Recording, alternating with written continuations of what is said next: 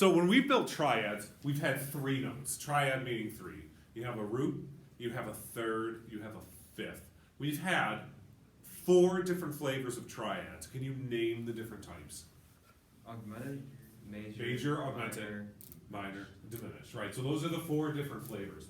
But, you know, how many more possibilities would there be if we added something else on top of it? I'll start off, I'll just write a C major triad and we can see what we get out of this. There's a C, there's an E, there's a G. C to E is a major third, C to G is a perfect fifth.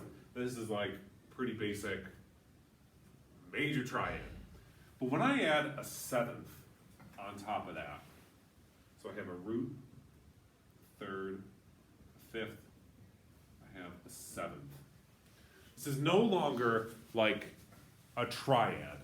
This is a full-blown chord now, C-H-O-R-D. In fact, this is called a seventh chord. Like I think like chord, like you're stringing notes together, like one after another, like a rope or a cord or something like that. You think of the friars and like the knots, right? Like that's a chord, right? You can line it up vertically. This is a seventh chord because it has that seventh all the way at the top.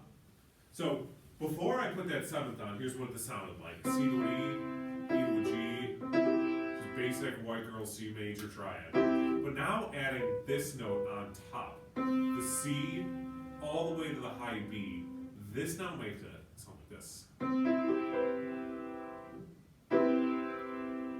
Can you describe the mood of this?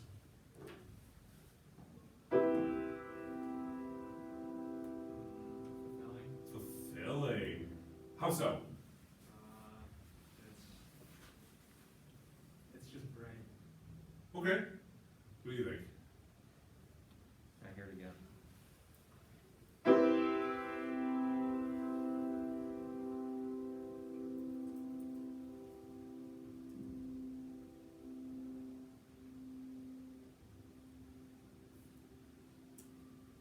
What do you think? Like someone being open-minded in a TV show. Open mind. Oddly specific. That's really funny, I was trying to think of things and that's what I got. actually. Okay. You know, it's very relaxing, isn't it? Yeah. It's like, and maybe we even mentioned it earlier in the course, but you know that major seven, which is what this is, a C all the way will be natural. That far dissonance, which does not go together, is like neutralized by the rest by putting the triad below it. Isn't that amazing how that happens? And it's so relaxing that there was this crazy French guy, and like he was legitimately nuts. His name was Eric Satie. In the 18th century, lived in Paris. He was very poor. He was very messy. Like he was just like a crazy guy, but he was a heck of a composer, and you can look him up. He started his own religion, and he was like pope of his own religion. So he would walk around with like a collar and everything, like he was a pastor.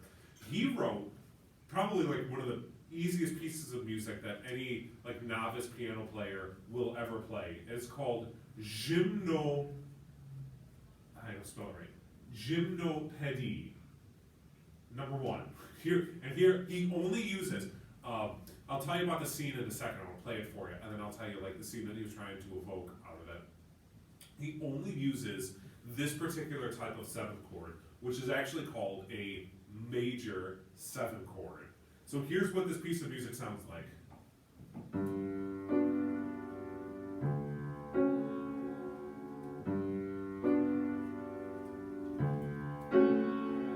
Now, there are two distinct chords happening. A G major seven chord,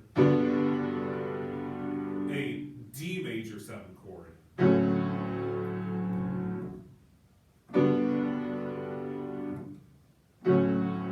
And instead of just like blocky kind of playing, 2, 3, 2, like there's a little bit of.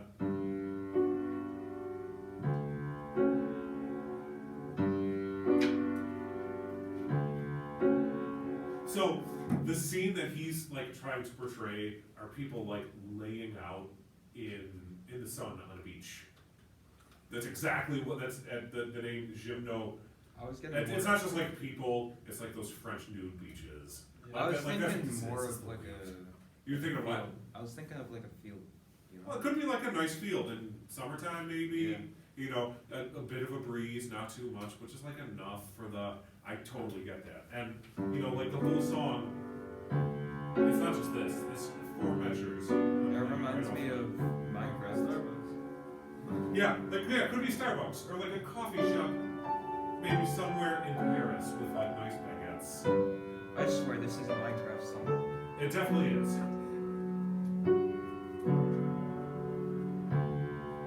I mean, the first. This was the intro This is to the in Minecraft. tutorial. I'm pretty sure. I believe, like I watched my 7-year-old play Minecraft. The I'm pretty very sure it is. old tutorial, I think that was the intro of it. Well, that makes sense. It was free for them to do. And, you know, like, it goes on from there, but it's like, it's an interesting way to, like, create a mood. It's a major 7th chord. You don't have to take notes on any of this yet. We'll formalize this more. We are in the experience part of the process. Like, I'll put some things on the board, show you how it's used in context. Go ahead. So, wait, that would be, you said C major 7? That's a C major 7. And, you know, although we're not officially labeling it anything yet, because it's kind of early in the process, here's what it might look like. Yeah. Now, that 7 is part of the figured bass. There are 2 notes underneath it that end up like being assumed. And that would be just as they were in the triads. You know, and when you line it up, that's right. Here's the root, 3rd, 5th, 7th. Root, 3rd, 5th, 7th. Is there going to be the 4th again? Or Well, when you start inverting this, yes. okay. You know, and like, geez, if you want to get like way ahead, how many different ways could we flip this around? You know, okay, here's root position, that's 1. If I put that, the 3rd at the bottom, that's a 2nd inversion. If I put the 5th in the bottom, it's 1st inversion, 2nd inversion. I can put the 7th at the bottom, and now there's like 1, 2, there's like 4 different ways to write it. There's root position, 1st inversion, 2nd inversion, 3rd inversion, but 4 total because you count root. You know, so if I want to invert this, put the 3rd in the bottom. This is like getting ahead of ourselves. Still C major, but 3, say, it'd be 6, 5. You know, and with that 3rd being assumed, the reason that I have to put the 5 now is because C major 6th is already this for triads. So this is more specific to a 7th chord. All right, if I did it again, I had no intention on moving to inversions on this, so I appreciate it. How dare you? Okay, well I've got a root to a 3rd. I'm not gonna write the 3rd because it's assumed. I've got a root to a 4th, that one I have to write.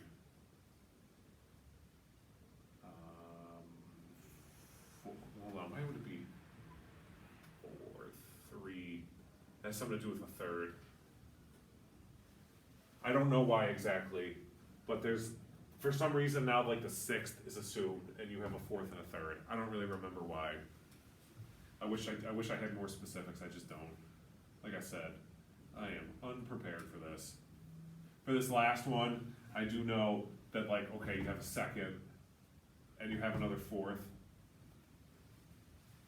So that's all the figured bass that you'll ever see for 7th chord inversions. But look how it counts down. This is really nice.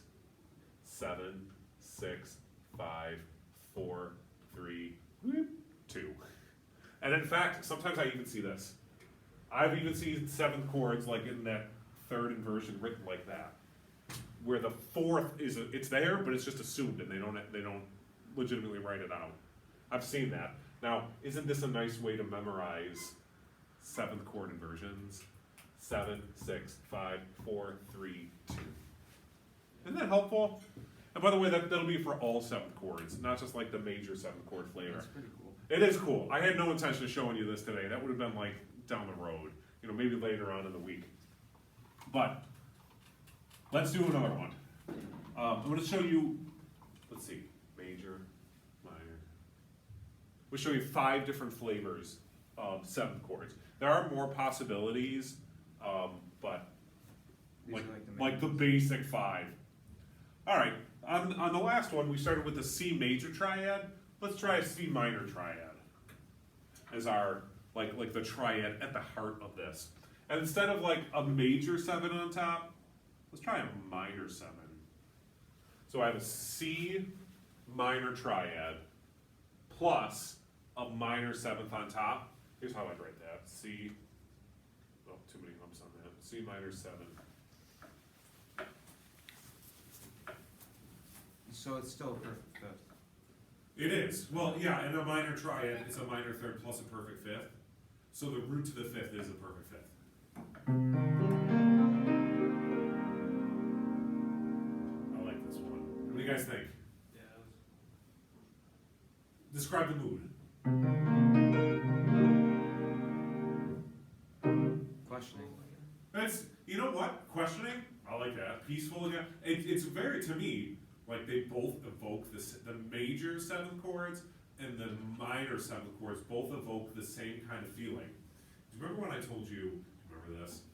I listened to the Verizon theme song for a while and I figured it out on piano. Did I ever tell you this? No, Uh, I don't think so.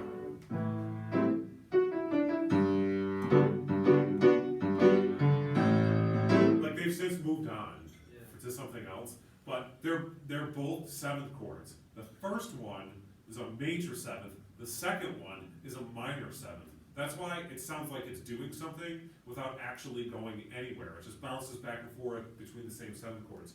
Major 7, minor 7, major 7,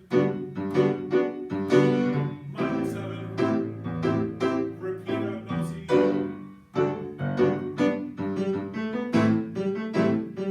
And you're just like on hold, like, oh, that's holding music. That's what that is. And even, like going back to that Eric Satie piece, like he'll move back and forth between those two 7th chords too. So, or what did you call it with like the Minecraft intro music?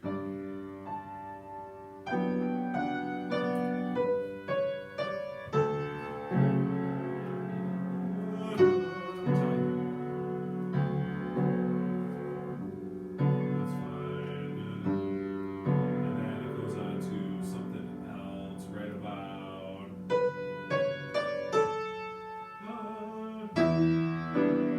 See, there's a minor 7th. Like it's like a basic kind of flavor of a 7th chord, but it's more complex. Like you're adding. I keep saying flavors because like I love watching Food Network. Oh yeah. And yeah, you can have, you know, like a steak, right? You cook a steak well, that's awesome. But you add a little mushroom sauce to it, or like butter, or you put some herbs in there. Like my God, like it's just you're adding complexity, and that's what this is. You know, so triad is like a basic steak. It's fine, it's nice, but if you treat it right and you know how to use the right ingredients, like people pay a premium for it, and everybody knows Eric Satie nowadays. So just a question. Yes, sir. This is very off topic, but kind of what you just said about the food. Yes. What's your favorite show on Food Network? Because I used to watch that a lot. It's been a while.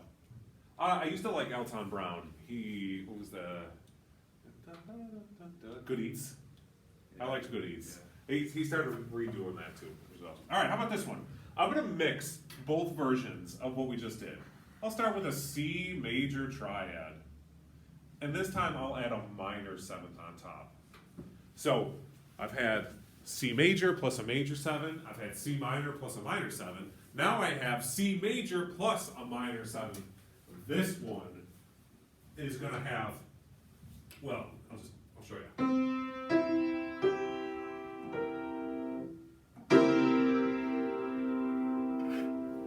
Describe the mood.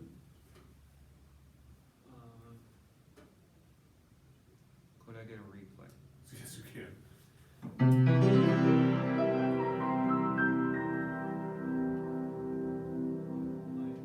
Like suspicion. Suspicion? Maybe. I feel like it's a bit too late for suspicion. Ooh, it's too late for suspicion. No, light. Light, you think so? Well, here, here's the major 7. Is that like a settled thing? Like, could you just like melt into that, you could. Here's a minor 7. You just like melt into that. Yeah. That's also kind of settled. This one I might describe as unsettled.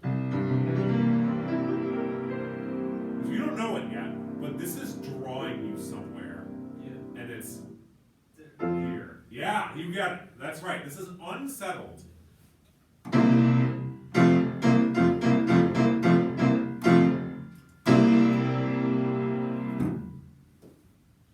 Does that bother you? Yes. Good. Thank you. You're welcome. It should. This is what we call, there's a few different names to it. You know, the technical term might be major minor 7, because it's got the major triad at its heart plus the minor 7. So I've heard some theorists call this C major minor 7. But that draw, that unsettledness, that motion to something else is so dominating that they will also call this the dominant. You might call this C dominant. Either one of those terms would be acceptable for this. And once we start getting into Roman numerals, and we'll get there maybe in the next couple weeks or so, could be after Christmas, but it certainly won't be that long. All right, it's around there at least. You'll see how like this functions, how musicians use this all the time to set up your expectations. Especially, you know, like how many times have you heard like, man, I would have hate. It's really stink to live in the olden days because you know there's no TV, you know there's no Xbox, right? And they're like, really, but they didn't know what an Xbox was, so they didn't miss it. I thought it was interesting that you guys couldn't put a flavor to this until I showed you where it wanted to go, and then it was unsettled. That's like, you've played Xbox all your life, hop in your DeLorean and go back to 1842, and now like, well, this is kind of boring, like I can't text anybody, you know, because you know what the technology is going to be like in 150 years or so. So, knowing that, I've now ruined you for life, because you have the expectation of the completion to it. Composers know this, and over, you know, music for like 800 years, they've established this expectation, and sometimes, like, they'll give it to you, and it'll be super satisfying. Sometimes, like, they're asshats, and it's not satisfying, it's deceiving.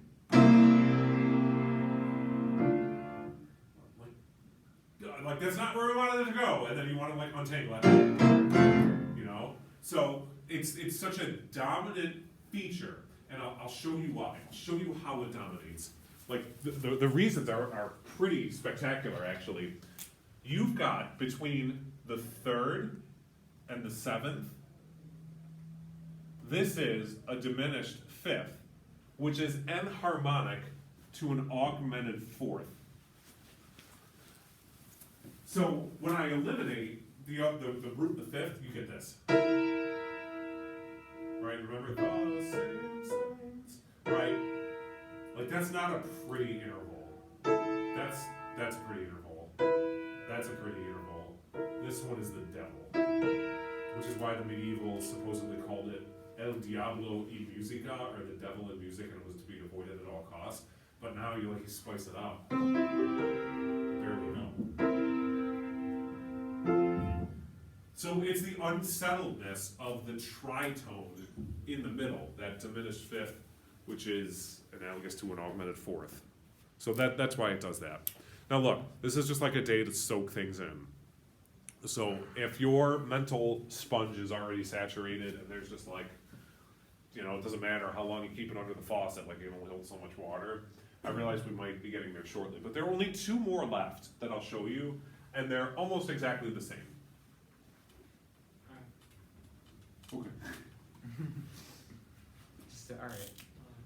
All right, I gave you diminished triads. So I'll write a C diminished triad, and then I'll throw a 7th above it. This is a minor 7. So a diminished triad plus a minor seventh. Sounds like this. Basic white girl diminished plus that diminished seventh on top. Describe the mood. I feel like that sounds more unsettled. Definitely unsettled, for sure. And you know, if you remove the root, you have E flat, G flat, and B flat, which is a minor triad. It's just that C that gets thrown in. No, what does that want to result to? Yeah, that's it. Unsettled as well. You know, and also in here, you've got another tritone. A C to a G flat is a diminished fifth, so that's the tritone, and you can hear it. Some added flavors in there too, but it's also unsettled. So we call this one half diminished. I'll show you why in a second. So this would be C half diminished. That circle that we know, that degree symbol, is sliced in half. And we're halfway to what we call a fully diminished 7. Here's what that means. Well, I'll start with that base of a diminished triad. Except this time, instead of a minor 7th, I'm going to go all the way here, and let's make it a diminished 7. So if the C to a B flat was a minor 7th, if I want to lower it further to make it diminished, I'll have to add another flat to it.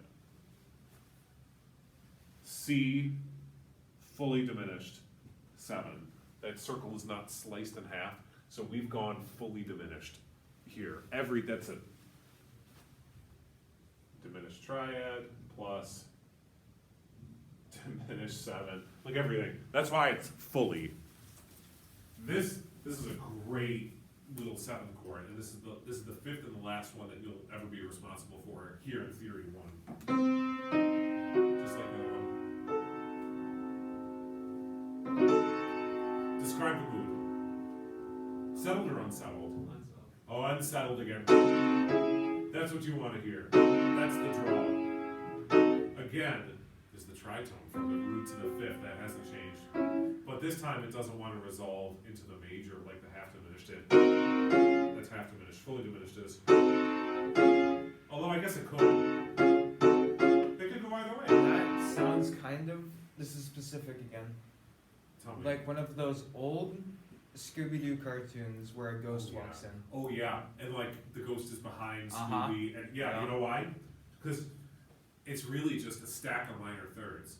Look at it. A C to an E flat is a minor third. An E flat to a G flat is a minor third. A G flat to a B double flat is a minor third. A B flat, like I could keep going, and like a minor third above a B double flat would be a D double flat, which is enharmonic to C. So you could just, by going by the enharmonics, you could just stack the minor thirds. Here's what that sounds like. Like I'm just minor third, minor third, minor third, minor, like all the way up the keyboard.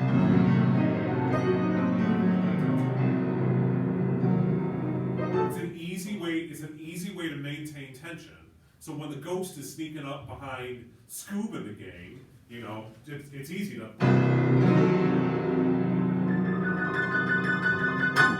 Or it's like a silent movie thing. Yeah. Yeah. So that's where all of this is used. Composers know this, especially film composers or cartoon composers, like game composers. So like they use these tricks, and they're not reinventing the wheel. They're just taking these things which have been used for like 800 years, and in various forms too. If you have an entire song and it's all diminished, like my lord, you know, nowadays you're not gonna sell any records, and like you're not gonna get any Spotify hits. 800 years ago, the king's not gonna hire you to write music in his court, so like you go off and you starve. So you have to use it strategically, and you have to use it in, I don't know, like smartly? Appropriately. Yeah, especially if you want to ever get paid. Someone is going to have to pay for this at some point. Now you could do, and it was really romanticized, like La Boheme, by the way, that the opera over there, like it highlighted this attitude that had already existed at the time of its writing in the 1800s. Bohem is short for like Bohemia, which I think is like the modern day Czech Republic, Czechoslovakia, somewhere around there.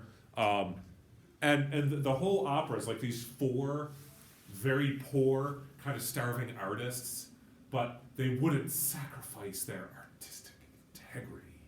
You know, I'm not gonna sell out. I'm gonna do what my heart tells me. You know, and now you watch Rent.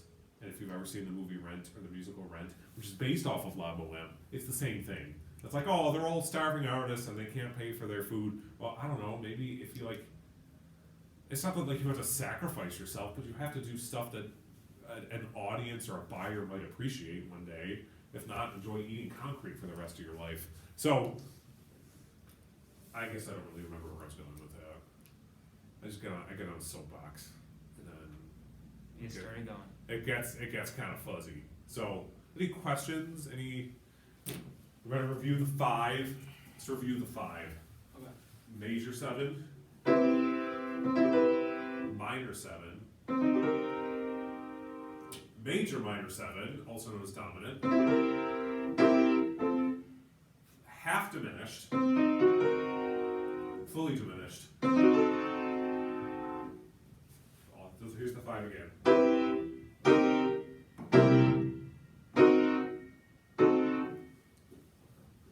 And from there, the rules of inversion are exactly the same as triads. You flip it around, you know, and I think this is like the easiest way to remember it. 7 for position. 6, 5, 4, 3, 2. You just start at 7 and count your way down. 6, 5, 4, 3, 4, 2.